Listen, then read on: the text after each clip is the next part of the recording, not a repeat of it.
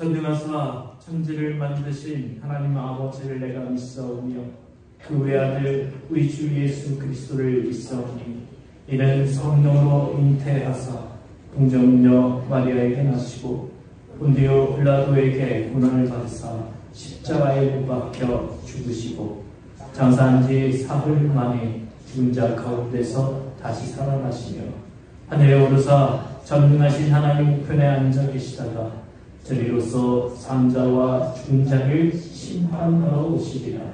성령을 믿사오며 거룩한 공회와 성도가 서로 교통하는 것과 죄를 사하여 주시는 것과 몸이 다시 사는 것과 영원히 사는 것을 믿사옵나이다.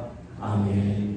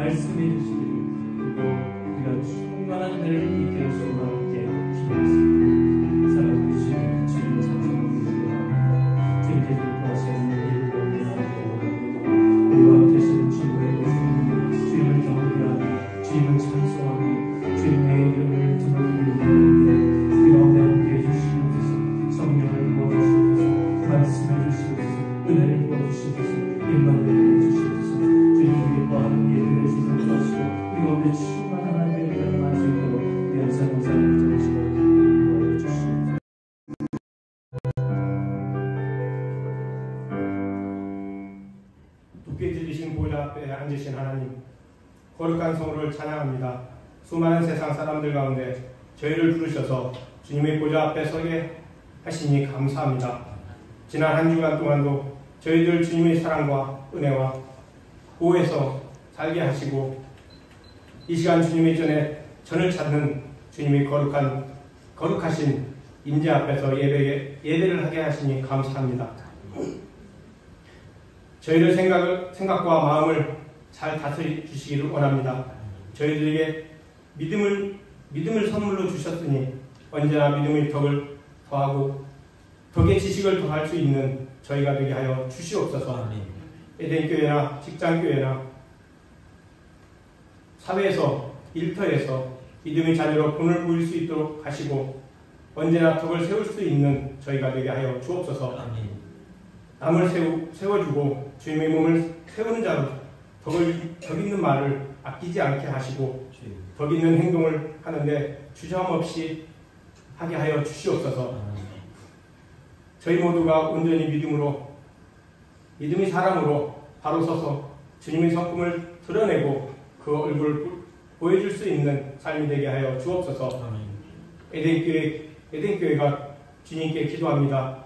올 한 해 저희들이 하나님의 의지하게 하시고 하나님의 말씀대로 눈을 들어 하나님만 바라보라라는 말씀처럼 저희 모두가 하나님 말씀대로 살아가는 한 해가 되게 해 주시옵소서.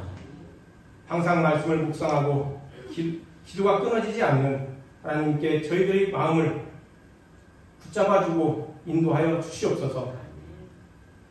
주님, 이 시간 주님의 말씀을 들으며 깊은 깨달음을 있기를 원합니다. 심령의 변화가 있기를 원합니다. 주님의 뜻대로 따라 믿음의 삶을 실천할 수 있는 능력을 받기를 원합니다. 특별히 말씀을 전하시는 목사님의 강하신 권세로 붙들어 주시고 말씀에 귀 기울이는 모든 성도님들이 주님의 복된 음성을 듣는 시간이 되게 하여 주시옵소서. 예배를 위해 섬기는 손길들이 있습니다. 성도님들의 아름다운 봉사의 손길을 통해서 더욱 주님의 받으시는 예배가 풍성하게 하시고 은혜의 샘물 흘러넘치게 하여 주시옵소서. 주님의 은혜로 간절히 사모하는 마음으로 예배 순서에 참여하는 성도들 가운데 주님이 성령께서 친히 운행하시고 연약함을 도울 수 있는 것을 믿사옵고 주 예수 그리스도 받들어 기도드리옵나이다. 아멘. 아멘. 우리 기도를 들어주시고 주님의 평화를 내려주소서.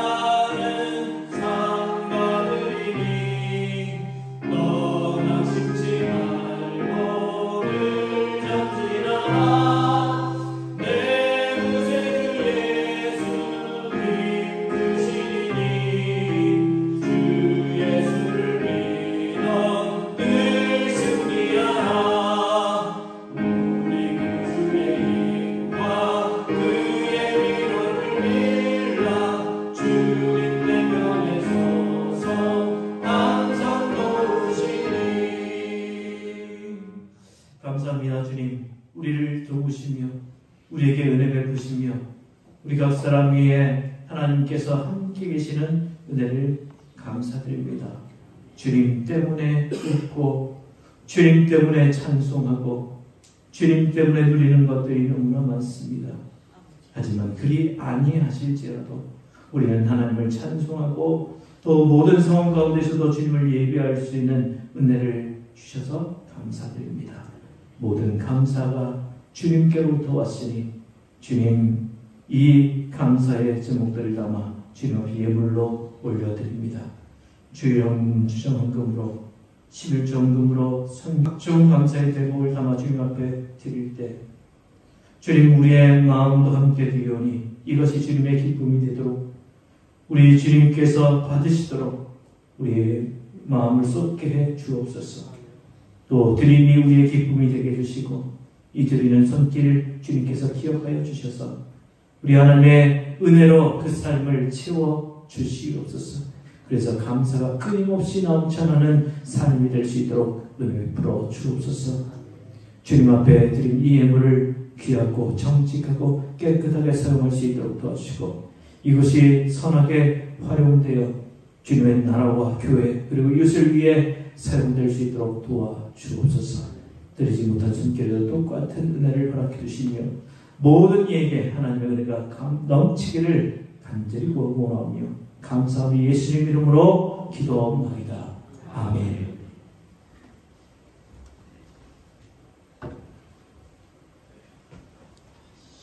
교회 소식 전합니다. 교회 소식을 주소를 참고해 주시기 바랍니다. 우리 주연절 지나고 있습니다. 유절기 하나님의 이 땅에 오신 우리 주님의 삶과 말씀을 묵상하는 그 은혜 속에 살아가는 귀한 절기가 될 수 있기를 바랍니다.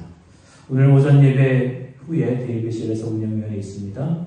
그리고 오늘 오후 예배는 한나의 헌신 예배로 드립니다. 이번 주부터 구역 예배 드립니다.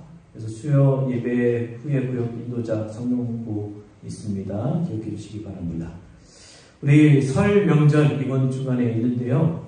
우리 설 명절 기간 동안 하나님의 은혜를 기억하며 온 가족과 함께 설날 예배를 또 가족 예배를 드릴 수 있기를 바랍니다.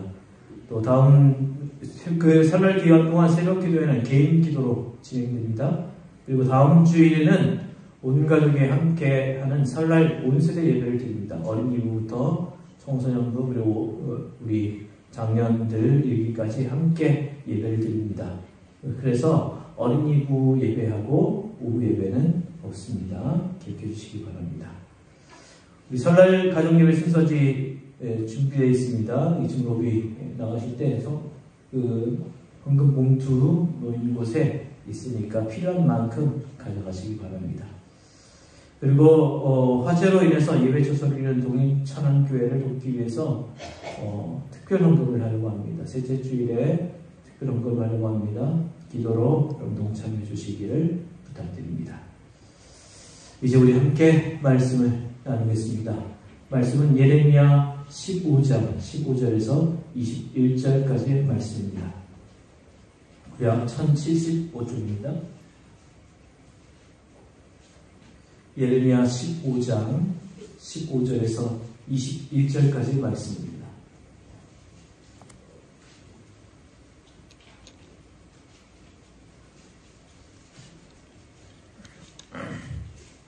자, 이 말씀 우리 교독으로 공독하겠습니다. 여호와여 주께서 아시오니 원하건대 주는 나를 기억하시며 돌아보사 나를 박해하는 자에게 보복하시고 주의 오래 참으심으로 말미암아 나로 멸망하지 아니하게 하옵시며 주를 위하여 내가 부끄러움 당하는 줄을 아시옵소서. 만군의 하나님 여호와시여 나는 주의 이름으로 일컬음을 받는 자라. 내가 주의 말씀을 얻어 사사오니 주의 말씀은 내게 기쁨과 내 마음의 즐거움이니라. 내가 기뻐하는 자의 모임 가운데 앉지 아니하며 즐거워하지도 아니하고 주의 손에 붙들려 홀로 앉았사오니 이는 주께서 분노로 내게 채우셨음이니이다. 나의 고통이 계속하며 상처가 중하여 낫지 아니하면 어찌된 일이니까. 주께서는 내게 대하여 일어나서 숨기는 신에 갚으시리이까.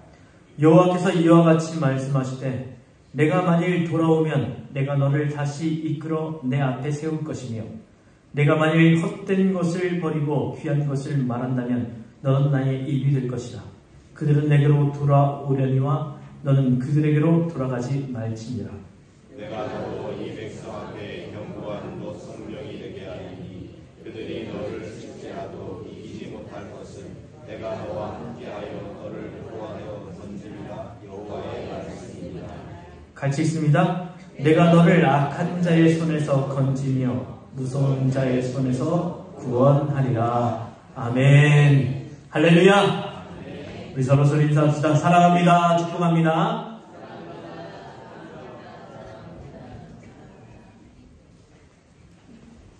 자, 우리 옆 사람 보면서 다시 한번 얘기합시다. 당신 때문에 살만 납니다. 당신이 있어서 다행입니다.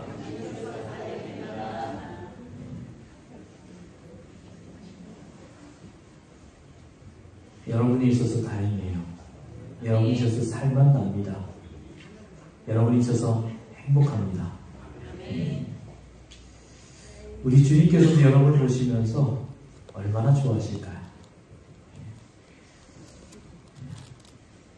아들을 바라보는 아버지의 심정, 딸을 바라보시는 아버지의 심정, 이게 바로 우리 주님의 마음인 것 같아요. 그래서 그 심정을 저에게 주셔서 저도 똑같은 마음으로 여러분을 바라봅니다. 흐뭇합니다. 감사합니다.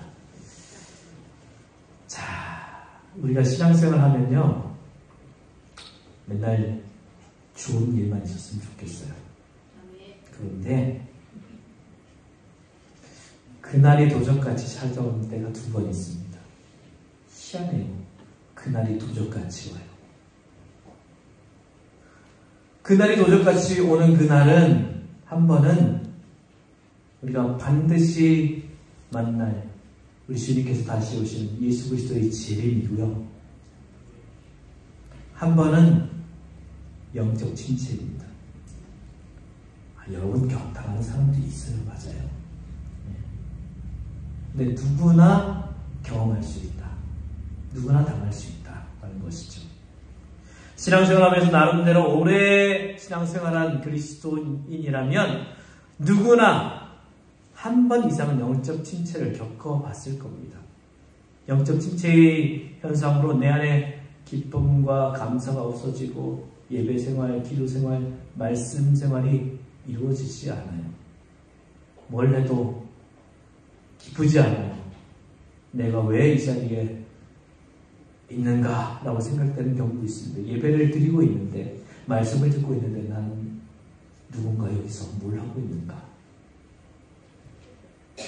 아무것도 하기 싫어지고 무기력한 생활이 연속됩니다. 그러면 그때가 나한테 영적 침체가 왔구나 라고 생각하면 됩니다. 어떤 사람은 그 영적 침체에서 빨리 벗어나는 사람도 있고요. 어떤 사람은 장기간 그 속에 빠져 있는 사람도 있습니다. 그렇게 우리는 우리 신앙생활을 점검해 보면서 자신의 영적인 상태를 수시로 체크해 볼 필요가 있어요. 일반적으로 영적인 침체가 오는 통로를 살펴보면 어떤 모습에서 오느냐, 몸에 질병이나 장애가 있으면 영적 침체가 올 수 있다는 거예요. 약물 치료도 잘 낫지 않는 우울증이나 기타 장애가 있고, 또 몸이 계속 아파요. 여기 아팠다가 저기 아팠다. 그러면요, 나도 모르는 사이에 몸만 아픈 게 아니고 영적인 침체도 올 수 있다는 거죠. 또한 그 무력감이나 절망감으로 인한 영적 침체도 올 수 있습니다. 하나님을 믿는 사람이지만 우리가 살아야 할 삶은 세상에서의 삶이잖아요. 우리가 매일 교회에서 아무것도 안 하고 살 수는 없잖아요. 우리가 살아갈 주 무대는 세상입니다. 그러다 보니 각박한 현실의 삶이 만만치 않아서 실망할 때가 있습니다. 예를 들면 학생들의 경우에는 내가 원하는 성적이 안 나올 때도 있어요. 노력을 했는데 성적이 안 나올 수 있어요. 원하는 학교 기도하고 구했는데 못 갈 수 있습니다. 아니 정말 열심히 하던 친구였는데 수능을 잘못 봤어요. 그래서 원하는 학교 못 가는 경우도 있어요. 울며 아니 그때 전도사님 나 정말 열심히 하고 정말 열심히 기도했는데 왜 이래요? 그래서 한 몇 달을 울면서 그렇게 교회 예배도 잘 못 드리고 그런 경우를 봤어요. 청년의 경우에는 취업의 문턱이 너무 높아서 번번이 떨어지면 나는 무력한 사람이구나, 난 이거밖에 안 되는 사람이구나 생각하고 절망합니다. 그러는 사이에 나도 모르게 영적인 침체가 찾아오는 거예요. 삶의 기쁨과 감사를 잃어버리면 또 영적인 침체가 옵니다. 과거에는 사소한 것, 작은 것 하나에도 감사했는데 어느 날부터인가 그게 당연한 일이 되고 감사와 기쁨을 잃어버리면서 감사가 없어지면요, 영적 침체가 올 수밖에 없습니다. 옛날에는 교회 오는 것 자체가 기뻤어요. 옛날에는 그냥 예배당 자리에 앉아있는 것만 해도 기뻤어요. 제가 어릴 때 저희 부모님이 교회 못 나가게 했습니다. 그러니까 교회에 나가서 예배 드리는 자리에 앉아있는 게 얼마나 감사한지 모르겠어요. 그런데 어느 순간인가 제가 예배를 드리는데 감사가 안 나오는 거예요. 그때는 예배하는 그 장소에만 앉아있어도 감사했는데 이제 방해하는 사람도 없고 그냥 마음껏 예배할 수 있으니까 어느 순간에 감사가 없어지는 거예요. 그러니 나는 여기 왜 앉아있는가 하는 생각이 들기 시작합니다. 영적 침체가 찾아오는 거죠. 또한 고백하지 않은 죄가 있으면 영적인 침체가 찾아올 수 있습니다. 남들은 나를 온전한 그리스도인이라고 생각하지만 자신의 신앙 상태는 자신이 제일 잘 알잖아요. 그렇기 때문에 내 내면에 고백하지 않은 죄가 있다면 죄책감이 자꾸만 나를 짓누릅니다. 나는 이거밖에 안 되는 사람이구나. 그러면 사탄은 그걸 또 공격해요. 야, 너 죄 있잖아. 야, 너 니까지 있게 뭐라고 예배드리고 앉아있어. 너 사탄이가요 또 이게 옳은 말을 해요. 야, 너 죄 짓고 예배 드릴 수 있어. 예배 드리지 마. 또한 자기중심적인 생활을 할 때 영적 침체가 찾아옵니다. 자신이 이루어놓은 것 많지만 이웃과 나누지 않고 자기중심적으로 나만 최고라고 생각하는 순간 영적 침체가 찾아옵니다. 왜? 그 중심에 자기로 가득 차기 때문입니다. 자, 영적 침체가 찾아오는 5가지 이유 말씀드렸죠. 몸에 질병과 장애가 있을 때, 무력감이나 절망감이 있을 때, 삶의 기쁨과 감사가 없을 때, 또 고백하지 않은 죄가 있을 때 죄책감, 그리고 자기 중심적인 생활을 할 때, 이 외에도 여러 가지 이유들이 있을 수 있습니다. 중요한 것은 신앙인이라면 누구든지 이 영적 침체를 겪을 수밖에 없다. 성경을 읽어보면 이런 영적인 침체를 겪은 수많은 믿음의 선배들을 볼 수 있습니다. 그중 가장 심각했던 세 사람을 꼽으라고 한다면 모세, 엘리야, 요나입니다. 아니, 모세? 엘리야? 이 대단한 사람들이. 사실 이 사람들은요, 자기를 죽여달라고 할 정도로 영적 침체에 빠졌던 사람들이에요. 모세, 엘리야, 요나 능력의 사람들이었습니다. 모세는 장정만 60만 명, 남녀노소를 합치면 한 200만 명 정도 되는 사람은 이스라엘 민족을 이끈 민족의 지도자 아닙니까? 홍해를 가를 때 그때 가장 중심적인 역할을 했던 사람이에요. 반석을 쳐서 물이 나오도록 했던 사람입니다. 엘리야는 어떤 사람입니까? 갈멜산에서 850명의 이방 선지자와 850대 1로 싸워서 이긴 사람 아닙니까? 대단한 사람이죠. 요나는 니느웨 사람 12만 명을 회개시킨 사람이에요. 그런데 그런 능력이 있던 그들도 영적 침체에 빠져서 차라리 나를 죽여달라고 했기를. 그러니까 영적 침체는 남의 이야기가 아닙니다. 오늘 말씀에도 영적 침체에 빠진 한 사람을 만나게 됩니다. 오늘 본문의 주인공인 예레미야 선지자예요. 본문 18절 말씀 보세요. 우리 18절 같이 한번 읽어볼까요? 18절 나의 고통이 개며 상처가 중하여 낫지 아니함은 어찌된 일이니까 주께서는 내게 대하여 물이 말라서 속이는 신에 같으니까. 제가 세 번째로 다시 한번 읽어드릴게요. 어찌하여 제 고통이 그치지 않습니까? 어찌하여 제 상처가 낫지 않습니까? 주님께서는 흐르다가도 마르고 마르다가도 흐르는 여름철의 시냇물처럼 도무지 믿을 수 없는 분이 되었습니다. 뭔 말이에요? 주님, 왜 나는 이렇게 아픈가요? 왜 주님, 나는 이렇게 괴로운가요? 주님, 나와 함께 하시는 분이시라면서, 주님께서는 신실한 하나님이시라면서 왜 이렇게 주님 못 믿겠어요? 흐르다가도 마르고 마르다가도 흐르다라는 제가 지난번에 와디 말씀드렸죠? 비가 오면 확 흘렀다가 비가 그치면요, 언제 하천이 있었느냐는 그냥 바짝 말라버립니다. 이스라엘은 그런 땅이에요.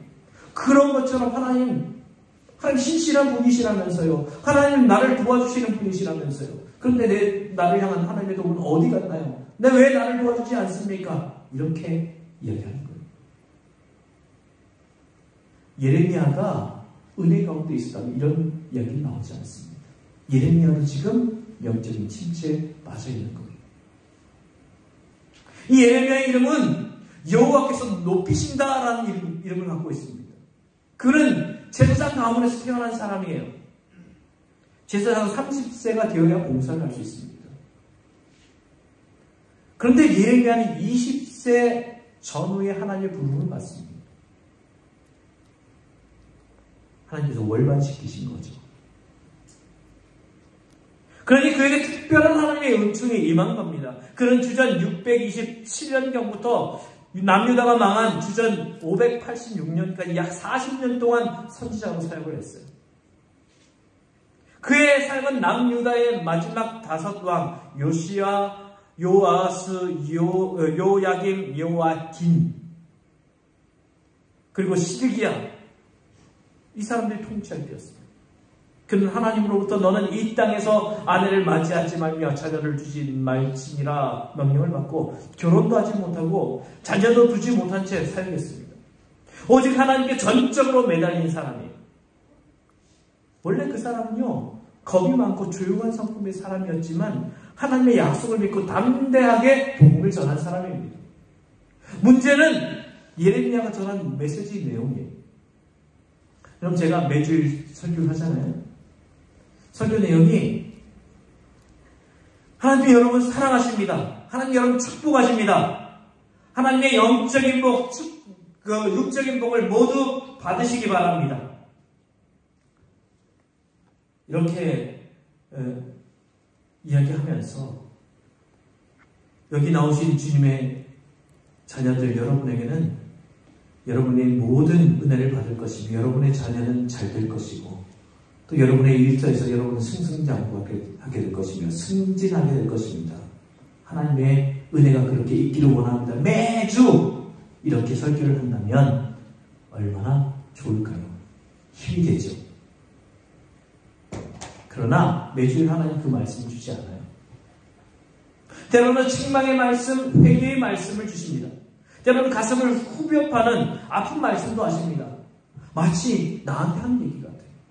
그래서 어떤 교회에서는요, 목사님이 그냥 이 강의 설교를 쭉 해 나가는데 집사님 한 분이 찾아왔어요.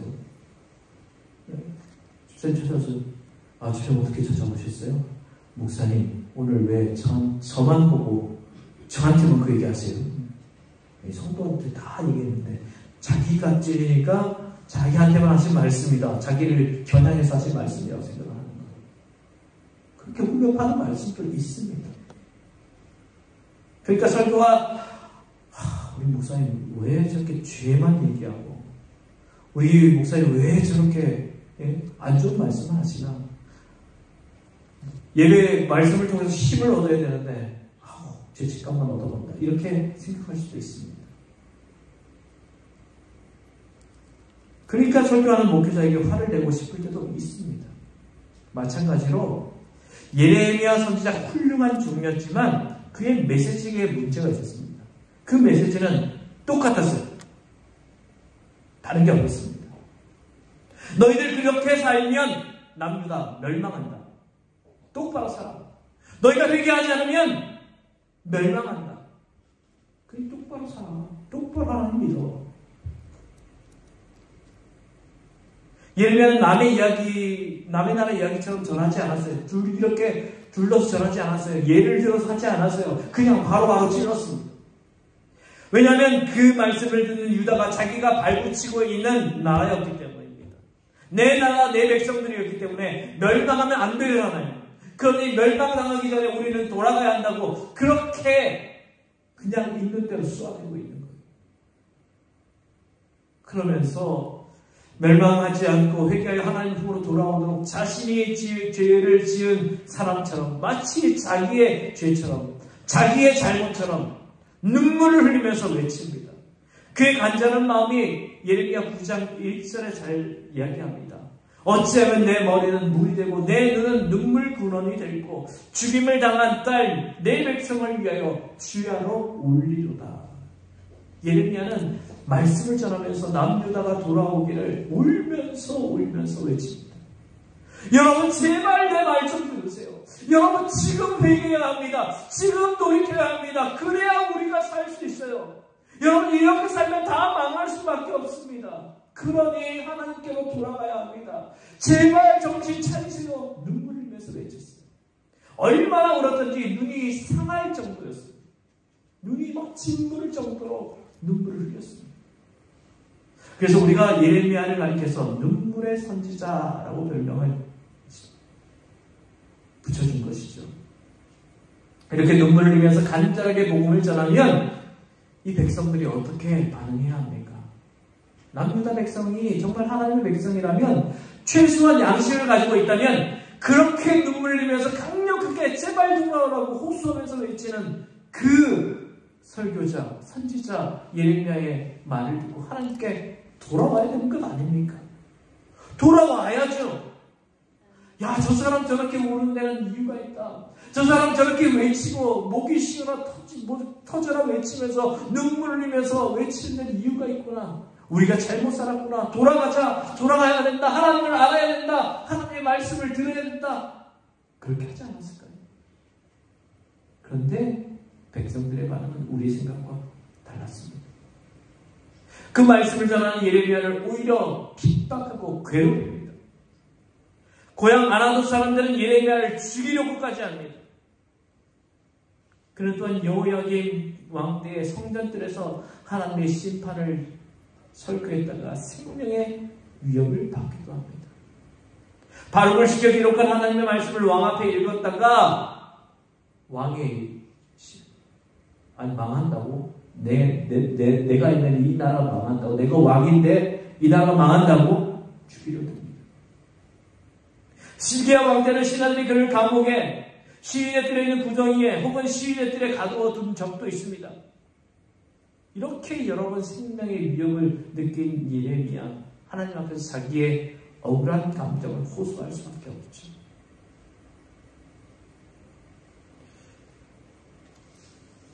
그런데 하나님의 내가 기도하는 대로 하나님이 쫙 하고 나타나서 우리 백성들에게 뭔가 말씀해 주시면 좋겠는데 안 그래요. 그러니 영적 침체를 겪게 되는 겁니다. 심할 때는 자기가 태어난 것조차도 저주합니다. 내가 차라리 안 태어났으면 얼마나 힘들었으면 그렇겠어요. 예레미야서 보면 예레미야 선지자가 영적 침체를 맞아 하나님께 부르짖으면 하나님께서 그를 위로해 주시고 격려해 주시는 말씀이 여러 곳에 나옵니다. 오늘 본문도 그런 형식으로 되어 있어요. 늘 본문은 두 단락으로 구성되어 있죠. 15절에서 18절에는 예레미야에게 닥친 재난과 불행에 대해서 하나님께 탄식하며 기도하는 내용입니다. 나머지 19절에서 21절에 그의 탄식의 그의 기도에 대한 하나님의 말씀 곧 위로와 소망의 말씀이 있습니다. 먼저 예레미야의 탄식과 불평을 한번 보세요. 15절 한 절만 봐도 예레미야가 얼마나 힘들어하고 있는지를 알 수 있죠. 우리 15절 읽어봅시다. 15절 같이 읽습니다. 여호와여 주께서 아시오니 원하건대 주는 나를 기억하시며 돌보시사 나를 박해하는 자에게 보복하시고 주의 오래 참으심으로 말미암아 나로 멸망하지 아니하게 하오시며 나를 주를 위하여 내가 부끄러움 당하는 줄을 아시옵소서. 이 한 구절에 예레미야는 5가지 요청을 합니다. 첫 번째는 박해와 저주에 직면한 자신을 하나님 기억해 주세요. 두 번째는 예레미야가 온갖 박해에 시달리는 자신을 돌봐주고 보살펴 주실 것을 하나님께 요청합니다. 세 번째로 자신을 박해하고 괴롭히는 자에게 원수 갚아 주십시오. 넷째로 하나님 오래 참으심으로 자신을 멸망하지 않게 해주십시오. 다섯 번째로 주님 때문에 온갖 수고모 당하고 있는 것 주님 아시죠? 알아달라는 것. 이렇게 다섯 가지를 요청한 예레미야는 이어지는 16장 16절 18절에도 자신의 고통과 상처를 계속 이야기합니다. 우리는 이게 하소연이라고 생각할 수 있겠지만 영적 침체의 문제를 가지고 하나님께 간절히 기도했다고 보시는 게 더 맞습니다. 그 다음 19절에서 21절에 가면 이 예레미야의 탄식의 기도에 대한 하나님의 말씀과 응답이 나옵니다. 영적 침체에 빠진 그에게 위로와 소망의 말씀을 하십니다. 응답의 말씀을 보면 하나님은 우선 부드럽게 예레미야를 책망합니다. 하나님의 종으로서 하나님에 대해 그렇게 모욕하는 말을 해서는 안 된다고 지적을 하십니다. 그러면서 예레미야가 좀 더 진실한 마음으로 주의 말씀에 전념한다면 그를 대적하는 원수들에게서 그를 안전하게 지켜주시고 구원해 주실 것이다 말씀합니다. 19절 말씀입니다. 같이 읽어볼까요? 여호와께서 이와 같이 말씀하시되 내가 만일 돌아오면 내가 너를 다시 이끌어 내 앞에 세울 것이며 내가 만일 헛된 것을 버리고 귀한 것을 말한다면 너는 나의 입이 될 것이라. 그들은 내게로 돌아오려니와 너는 그들에게로 돌아가지 말지니라. 하나님이 하나님 앞에 회개하고 방향을 돌이킨다면 하나님께서 그를 이끌어 자기 앞에 세우실 것이라고 말합니다. 그러면서 두 가지 놀라운 약속을 합니다. 첫째는 하나님이 예레미야와 함께 하시겠다고 약속해 주십니다. 20절, 21절 보세요. 20절, 21절입니다. 내가 너로 이 백성 앞에 견고한 노성벽이 되게 하리니 그들이 너를 칠지라도 이기지 못할 것은 내가 너와 함께하여 너를 구하여 건짐이라. 여호와의 말씀입니다.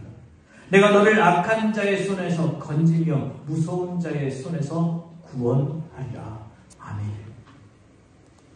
여러분 여기서 집중해야 봐야 할 말씀이 뭐냐면요. 내가 너와 함께하여. 따라서 합시다. 내가 너와 함께하여.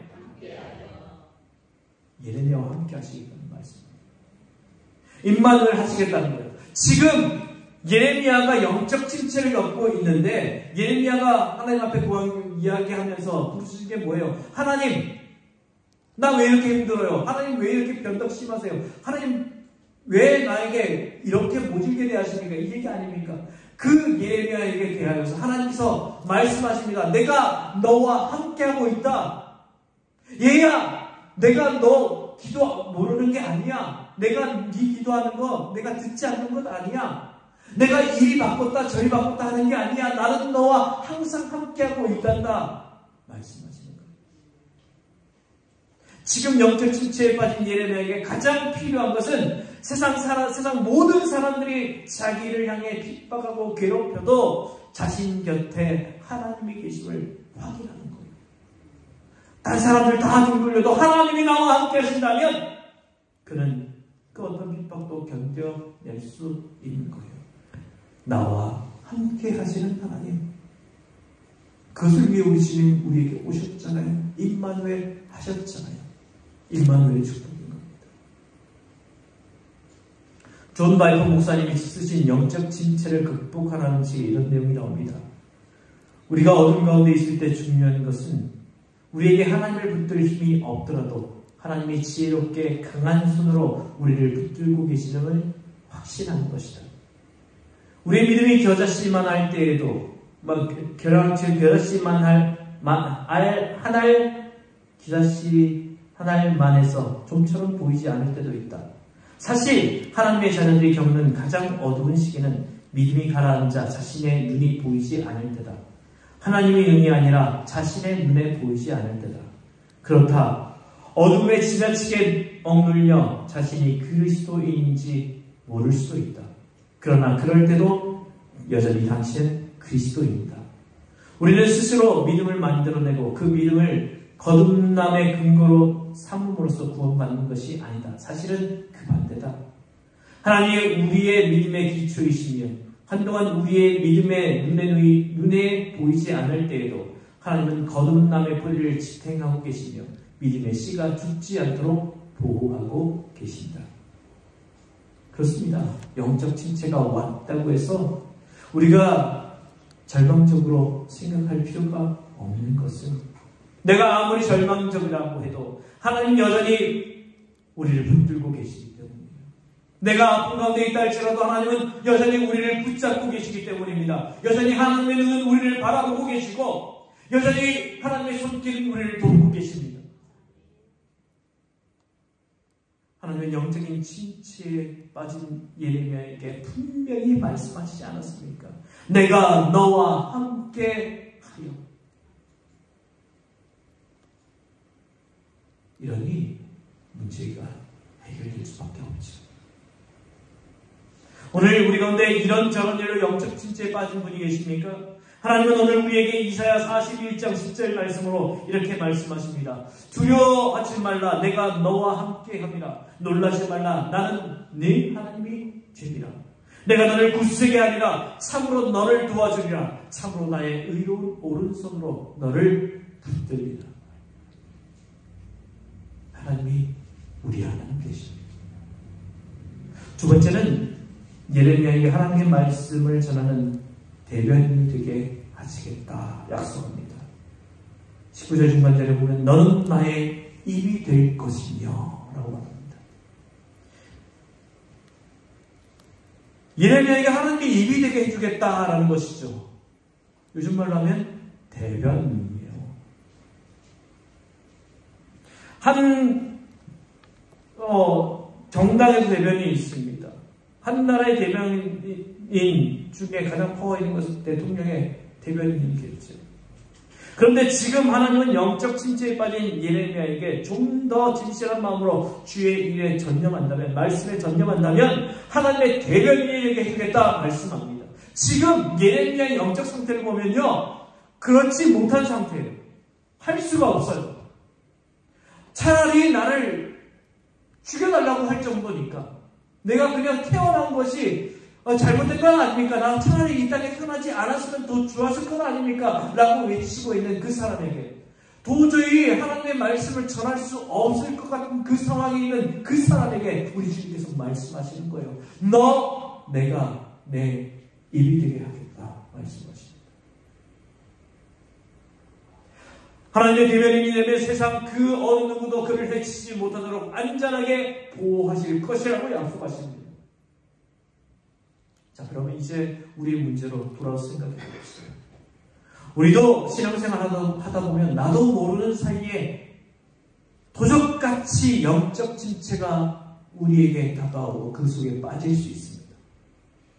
영적인 침체 때문에 기쁨과 감사가 없어지고 예배생활, 기도생활, 말씀생활이 전혀 이루어지지 않고 영적으로 무기력한 삶을 살아가게 됩니다. 만약 우리에게 이런 현상이, 나에게 이런 현상이 나타난다, 그런 분이 계시면 예레미야처럼 기도하며 하나님께 자신의 현재 처지를 알 수 있기를 바랍니다. 지금이 아니더라도 앞으로 우리가 살아가는 이 신앙의 길 가운데 영적 침체는 언제든지 다가올 수 있어요. 하나님, 나에게 영적 침체가 없었으면 좋겠습니다. 그 기도한다고 없을까요? 아니요. 언제든지 다가옵니다. 바로 그때 우리는 이런 기도를 해야 한다는 것이죠. 그러면 하나님께서 우리의 문제를 지적하시면서 너와 함께 해주시겠다고 약속해 주시고, 우리가 받은 사명이 얼마나 중요한지 알려주시면서 그 사명의 길을 걷게 하실 거예요. 가장 중요한 것, 하나님이 우리와 함께 하십니다. 그 하나님이 우리 하나님이 되실 것이라는 것. 그 사실을 기억하며 우리는 모든 상황 가운데 주님을 바라봅시다. 모든 상황 가운데 주님을 찬송합시다. 모든 상황 가운데 힘내어 살아가십시다. 주님께서 우리 주님이 되시고 그 우리 하나님이 바로 우리 하나님 되실 줄로 믿습니다. 기도하겠습니다. 이 시간 우리 함께 기도합시다.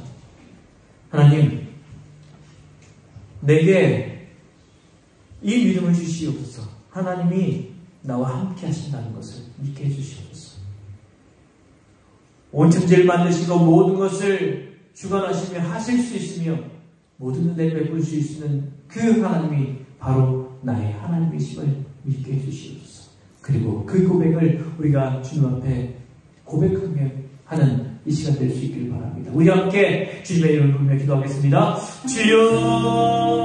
아버지 하나님께서 우리와 함께 하시며 우리에게 베푸신 은혜를 감사드립니다. 오늘 말씀을 통하여 우리의 삶을 다시 한번 돌아보기를 원합니다. 때로 힘들고 외롭고 아프고 고통 가운데 있어서 영적 침체를 경험할 수 있습니다. 하지만 우리 주님은 그때도 우리와 함께 하시며 우리에게 은혜를 베풀어 주시는 것, 우리가 사랑 위에 보시는 은혜로 말미암아 우리가 다시 일어날 수 있도록 우리를 도우시는 하나님 되심을 믿습니다.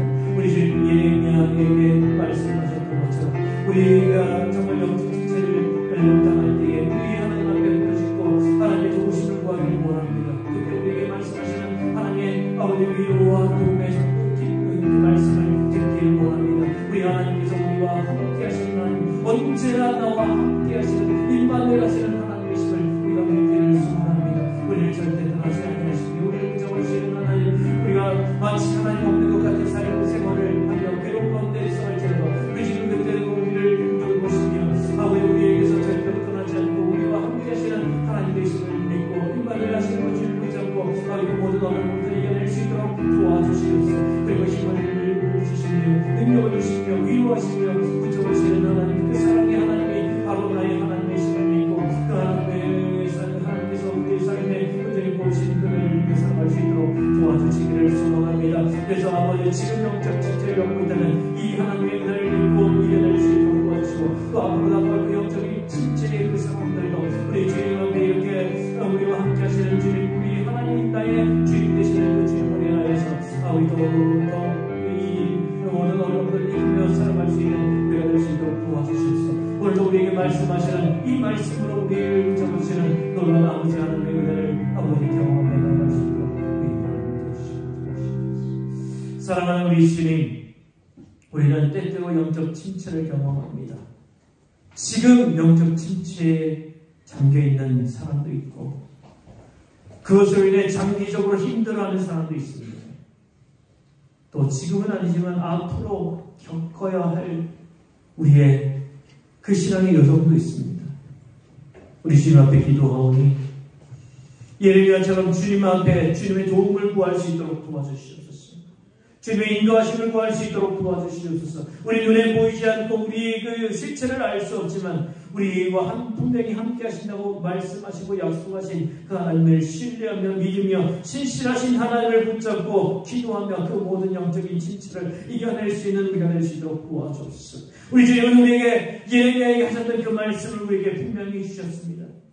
아버지, 내가 너와 항상 함께 하겠다 말씀하셨습니다. 주님, 이 약속의 말씀이 바로 나에게도 해당되는 임마누엘의 약속임을 기억하며 나와 함께 하시는 하나님으로 인하여서 우리는 일어날 수 있도록 도와주옵소서.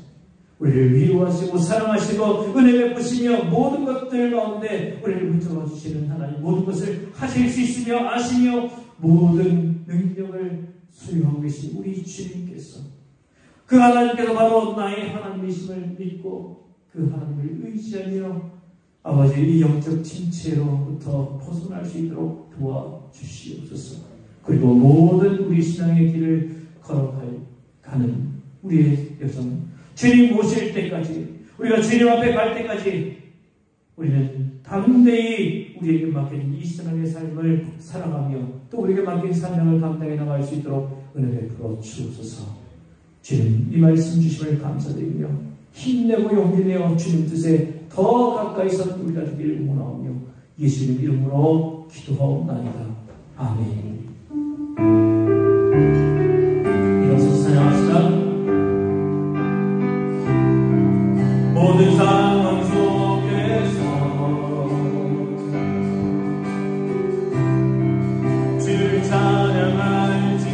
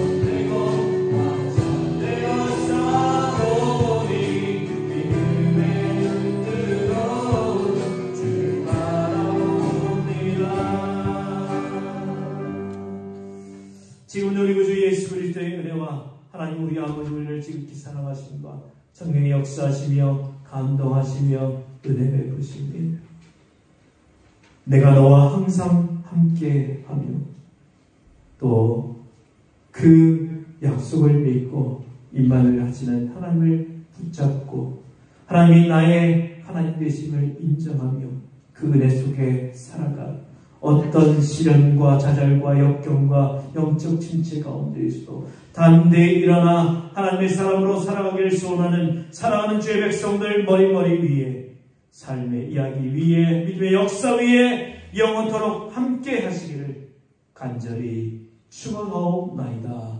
아멘.